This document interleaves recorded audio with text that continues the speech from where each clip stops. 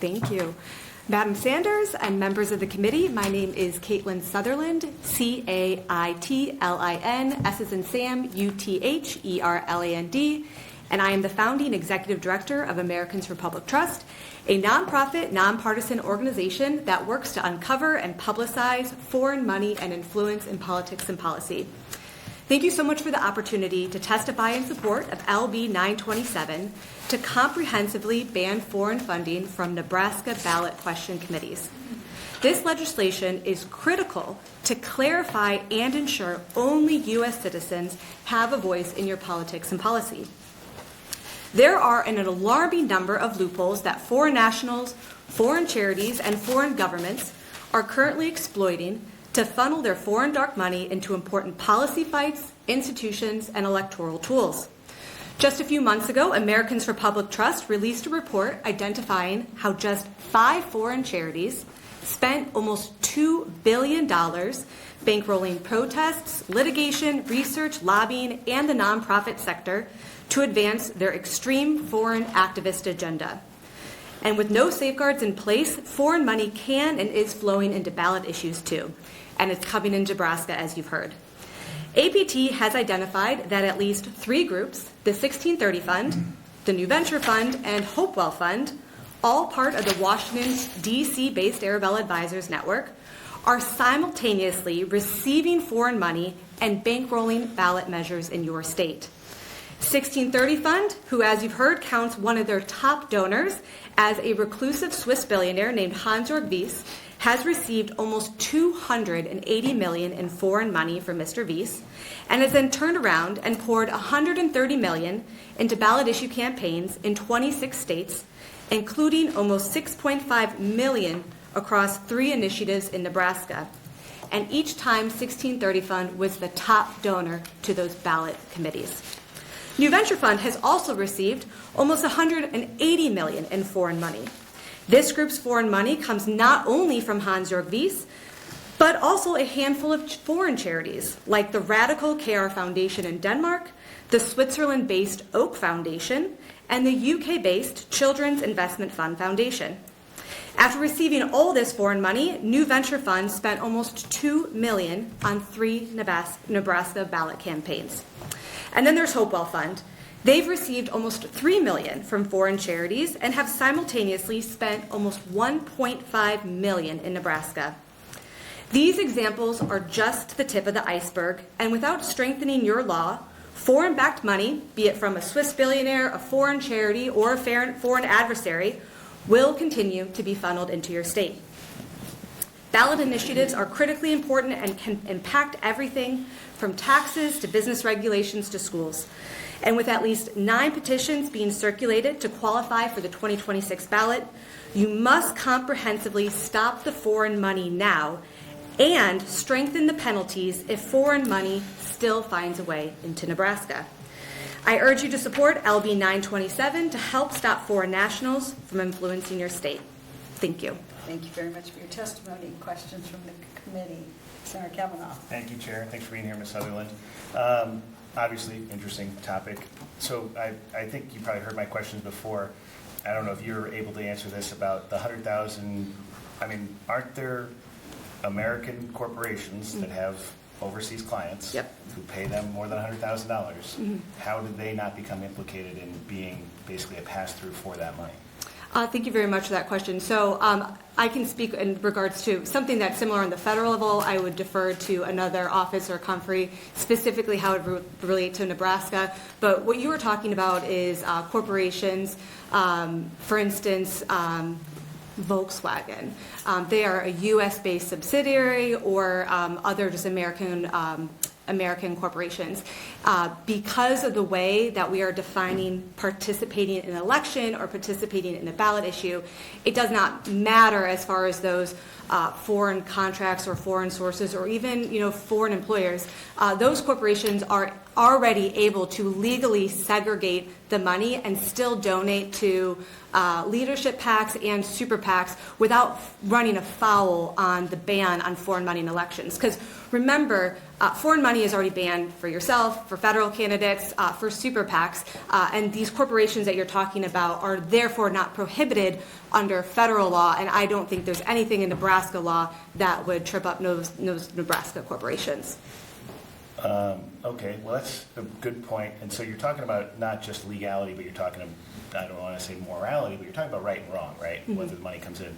Why is it then okay for those corporations to bring in foreign money if it's through corporate structure but not through nonprofit structure? Well, I think we're talking about two different things. We're talking about foreign money affecting a election or a ballot measure. Well, I am asking that those corporations then can use that money in elections, right? So under federal law, no. The money cannot come into leadership PACs or super PACs or any state that would be allowed to accept corporations to state candidates. No, it's already illegal. Okay, I thought you just said that you could do it if you segregated it. Right, so foreign money is not coming into the candidates. Okay, what we have here is nonprofits that are commingling their funds, that they're simultaneously receiving hundreds of millions of dollars in foreign money and then turning around and spending on ballots. It's that commingling of funds that we are trying to get at. Okay, that's a great point. So does this bill create a mechanism by which they could segregate their funds and then donate from the segregated funds? That would be a question for perhaps another conferee. However, what we want to get at is, as we've talked about, money is fungible. And when we take a look at the amount of foreign money coming in, it's really so they can't turn a blind eye. You can't count a Swiss billionaire as one of your top donors and then play in Nebraska. You can't receive $180 million from foreign charities and turn around and play in Nebraska. You need to decide whether or not you are going to be bankrolled by foreign money or not. Americans for Public Trust, we do not accept any money from foreign entities, foreign governments, foreign donations, and nonprofits that are operating in the United States that want to participate in Nebraska's ballot issue campaigns might need to make that choice and be unable to participate if they are receiving foreign money. And of course I agree with the principle I brought the original bill. Mm-hmm. My question was about ability to segregate in this nonprofit world. I don't know what the balance sheets of these companies look like or these organizations, whether $200 million is a lot to them or a little, or if it's half or all. But again, you said money is fungible, but in the corporate structure, it is siloable. It is still money, so it is as fungible as money that nonprofits have. I'm trying to understand why it is okay for a multinational corporation to silo money and only use domestic money for electioneering, whereas a nonprofit is apparently incapable of siloing the money. If all money is fungible, shouldn't the standard be the same for both? Well, corporations are also not receiving contributions. So I think it comes back to the way that the law in Nebraska defines contributions. Those corporations are not receiving contributions. They're receiving contracts, perhaps they're selling equipment. The way that nonprofits operate, they're all funded through grants and contributions. So it hinges on whether or not that entity is receiving a contribution and whether or not then they're running afoul. The corporations that you've discussed, they're not receiving contributions from foreign entities, whereas the nonprofits are. Okay, thank you. Senator Goreka. Thank you, Madam Chair. Thank you for being here for your testimony. Sort of piggybacking on Karen on that train of thought, we don't know whether a foreign corporation, the American subsidy of a foreign corporation, we don't know whether or not, what that money comes from, or what the intention of the parent company when transferring that money to their American subsidy, what their intention is, right? Smithfield's a great example. They're owned by a Chinese corporation, right? How do we know that the $150,000 that Smithfield has spent here in Nebraska, it wasn't intended to flowing from the parent company to the American subsidiary to be used in an American election or an American ballot measure? We don't know that because the corporate structure is okay to protect that different pots of money, but the nonprofit structure isn't. Is that? I think it comes back to the way that we are defining contribution. And certainly, if there is a pattern of a business receiving Chinese money being funneled into a Nebraska ballot question, that is something that we need to stop the flow of and make illegal. But it comes down to the way that contribution is defined under this bill. So any American subsidiary with a foreign parent company should not be allowed to. No, under this bill, because they are an American subsidiary, they would still be able to participate in these ballot committees. Correct, but the concept is money.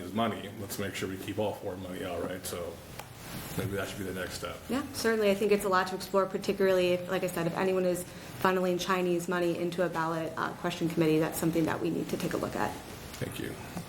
Any other questions? Senator Meyer. Would you care to comment, we've had discussions about foreign-funded billionaires versus corporations. It would seem to me that the corporations have a board of directors that they have to answer to, whereas the Swiss billionaire answers to nobody. So would you care to comment on that for us? Yes, your question, would you like to know a little bit more about the Swiss billionaire or the structure of these nonprofits? Well, how they, they're viewed differently in my mind, and they have different people to answer to. The one has nobody, and the one has a board of directors. So there's a pretty big difference there if they're accountable to their employees and stockholders, and the other has none. Yes. So have you found that to be the case? We've certainly found it extremely alarming when we're talking about the level of giving that these foreign charities and this one Swiss billionaire have given. He's given $280 million to the 1630 Fund, but that's just one group. His giving in the United States is almost $1 billion. And so he himself is a foreign billionaire, and he's not alone. We've also identified another UK billionaire by the name of Christopher Hone. He's given over $500 million into the United States to fund research, litigation, the protest, and nonprofit sector. So it is a rampant problem.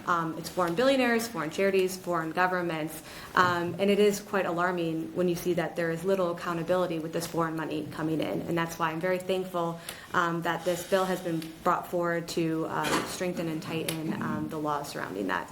Thank you.